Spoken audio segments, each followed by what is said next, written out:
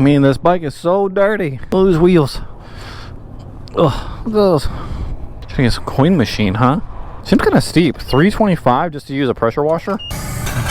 Who am I? There was an old school motovlogger that used to do car wash videos. See if you guys know who that is. Rhymes with Jake the Garden Snake. That turns into soap. Turn into soap. There we go. Oh geez. Oh geez. Oh, looks so good, clean. Scrub a dub dub. Oh geez, time's running out. Oh. Oh. What's up guys? Paramoto here. Today I am in town to give you guys a 1 month review of my 2023 Yamaha MT-07 and to also clean it because I rode in the rain all day yesterday and it's filthy dirty. So let's jump on this bike. Oh yeah. Alright guys, enough messing around. Let's get to today's video, huh? God, this bike, it never gets old. This never gets old. This right here, this never gets old. It's always awesome. So I'm here to talk to you guys about the 1 month review of this 2023 Yamaha MT-07. So I want to give my thoughts and opinions after 1 month of ownership. Jesus, dude, coming straight out. I want to give you guys my thoughts and opinions after 1 month of ownership. What I think about this bike, what I think, what I feel, what I've experienced, what I like, what I don't like. Honest, unfiltered opinions ahead. I gotta say, first and foremost, the look back factor of this motorcycle has not faded at all. Like, this bike is still absolutely fantastic to look at. It's absolutely fantastic to hear. I have not gotten sick of this one bit. You need to love your ride, you know, to say the least. You need to love your ride. With the look back factor and also, you know, this awesome sound, I gotta say that I'm still not used to the power delivery of this bike.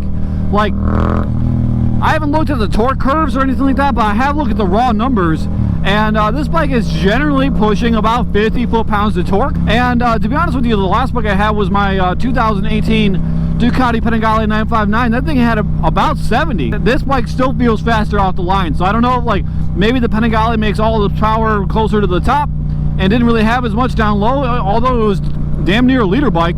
But this bike, it just feels faster. It feels faster off the line. It just feels faster in a lot of different ways.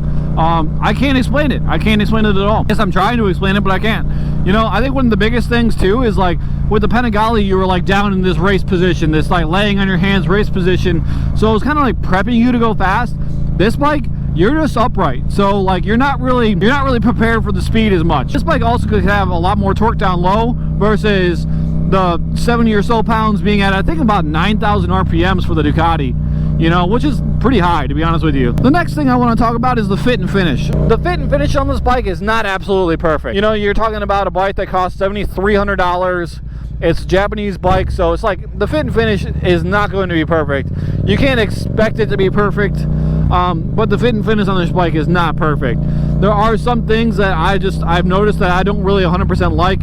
I don't like the sponginess of some of these buttons, like especially this click wheel right down here for the menu, as well as the turn signals feel very spongy, don't feel super awesome. I mean, that's definitely something to take note of. The fit and finish of this bike is not going to be up to par with, you know, higher dollar motorcycles or motorcycles from different places in the world, like, you know, Europe. Most people would probably be like, yeah, I would expect that out of a Japanese bike, to not have the most perfect fit and finish, especially not out of a 700 versus 1,000, you know. I have noticed on the tank itself here that there's some scratches that have already started, and it's not from abuse. I have not abused this bike at all, and it only has about like 800 some odd miles to it.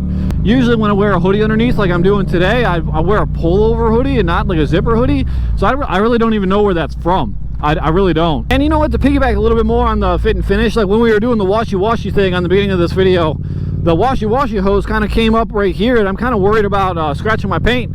Like, the hose didn't feel rough, but I don't really know if I trust this paint 100% to not scratch with something like that happening to it. So we'll see once it dries off, see how it looks. I hope it didn't scratch the bike. You can get replacement plastics, you can wrap something. Like, it's really not that big of a deal if something gets a little bit scratched. You know, things just happen, you know. I don't know why this guy's going so slow, but whatever he's vaping out of that freaking driver's side window smells absolutely amazing. Should we go in the hood? I think we should go in the hood. What's his name? Brian636. Let's do a little bit of a hood eats. Where the hood at? Right here. It's North Carolina hood too, so it's like trailer hood. Aside from a little bit of the fit and finish stuff, which is, I mean, honestly, 100% to be expected.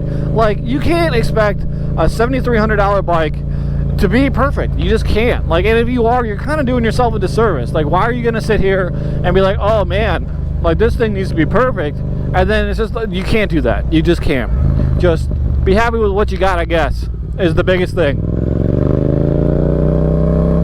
I think the next thing that I probably noticed the most on this bike is the comfort. This bike is super comfortable. I mean, I guess it's not really shocking to say that a naked upright bike is comfortable, but dude, I've spent hours on this thing and just felt like I could spend hours more, to be honest with you.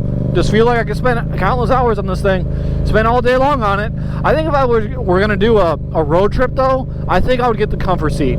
I will say, I think that would be a must-do mod if you were gonna go ahead and take this thing across country. Go ahead, get a comfort seat. It smells so springy out here. All the tree pollen's in the air, all the tree spunk. Seats in general are something that manufacturers generally skimp on. They skimp on exhaust, they skimp on seats, they skimp on a bunch of stuff like that. Any sort of like turn signals or stuff are usually skimped on because people are just going to replace them anyway. Should we talk about gas mileage? I think that's something that, you know, somebody looking at this bike would probably want to think about, is gas mileage. I've been averaging about 50 miles. I don't have a stop sign.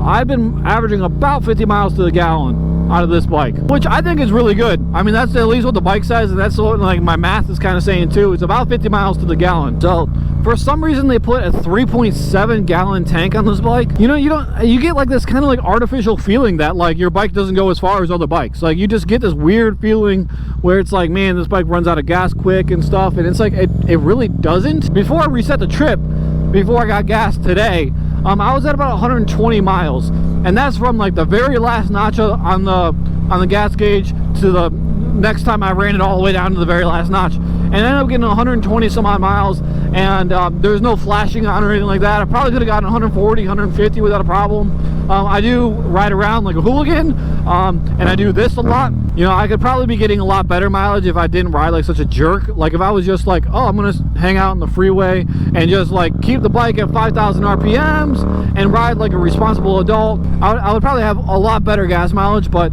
you know, to be honest with you, I have fun. I have fun doing this, you know? So I wonder what that's like. Like, I wonder if you, like, you know, paid attention to your gas gauge, like if you paid every single rev bomb, if it was like a couple cents every rev bomb. Oh, so we've talked about fit and finish, we've talked about comfort, we've talked about gas mileage. Should we talk about what this bike is good at? What I would use this bike for if I had a quiver of motorcycles? I think I would use this bike as mainly a around the town commuter with its download torque and just its good gas mileage and its flickability. I would say this thing would probably make the absolute perfect commuter bike. To do everything else? Yeah, every bike can do everything else. Every single motorcycle that you ever think about can do everything else. Like, you know, just because you have a sport bike doesn't mean you can't tour on it. Just because you have a tour doesn't mean you can't commute on it. Like, you know, it's just completely up to the individual and what that individual can really do. You know, that being said, I sit here and I say, like, hey, this bike would make a really good commuter. I will say that I do plan on doing road trips on this thing. A big reason why I bought this bike is because it's comfortable and I want to do road trips. So, you know, I plan on doing something that I don't think is 100% suited for, but I'm going to make it suited for it, and I'm going to do a little bit of concessions on my part, maybe not being as comfortable as I could be over the course of, you know, hundreds of miles, maybe thousands of miles, depending on the road trip. You know, I plan on taking it out. I plan on taking it on the open road. And I think it would just take very minor mods. I think it would take a comfort seat and it would take some bags on the back, and this thing would be a good little tour. Maybe for like hasty road trips, like, you know, I'm gonna take a backpack and the bare essentials, but I think it would make a really good tour too. It's super comfortable. Why not? I will say one of the biggest things about this bike that I've noticed over the last month is if you go on the highway and you're going fast on the highway, 70, 80 miles an hour, and there's a bit of a headwind, it doesn't feel 100% planted. And I have heard some people get the R6 front end and put the R6 front end on this bike to make it planted. You know, it has traditional forks, they're not inverted, so it's just something to be aware of. Like, if you're out in Montana where it's open roads and a lot of open country and, you know, there's not a whole lot of wind buffering, you might want to think about a different bike. Or like the MT-09 or something like that. You might want to think about something a little bit different than the MT-07, because you're in the thick of it. You're in the wind. It doesn't have gobs and gobs of power to push through the wind. You have no buffering whatsoever. The forks not being inverted is kind of a budget thing. I don't really like not having inverted forks because I can feel the handling isn't super awesome. That's the biggest thing. This is a $7,300 motorcycle. You can't expect it to be perfect. So guys, I guess it comes down to the end of the video here. Would I buy this bike again after a month of riding it? Do I think it's worth the money? Do I think it's worth your money? I would say 100% yes. The look back factor, the comfortability, the fact that you can just jump on it and do a road trip with very minimal effort, 100% worth the money. I would 100% get this bike again over the MT-09, over the MT-10, over having just about anything else. And you guys know me, I'm coming from the world of Italian superbikes. I would choose this bike over them. I really would. I would 100% choose this bike over my last one, just because it fits my personality and my riding style now. As an older person, I'm about to be 36. I'm not about that laying down on your wrist life anymore. I'm not about being uncomfortable when I ride. I want to literally jump on a bike and be comfortable. I want something that can be a jack of all trades but a master of none. So that's what I would say. The MT-07 would be super good for just about anybody. I'm probably going to chime in a few more times. I'm probably going to do a 6-month review, probably do a 1,000-mile review here and there. Depending on how many miles I stack on this thing. I might do several 1,000-mile reviews. I might do some services. The mods are going to continue. The modding on this bike is super easy, so I've been having a lot of fun. But that's it for today's video. I want to say thank you guys so much for sticking around, especially if you stuck around to the end. If you haven't already, make sure to hit that like button, hit that subscribe button. I will see you guys in the next video. Deuces.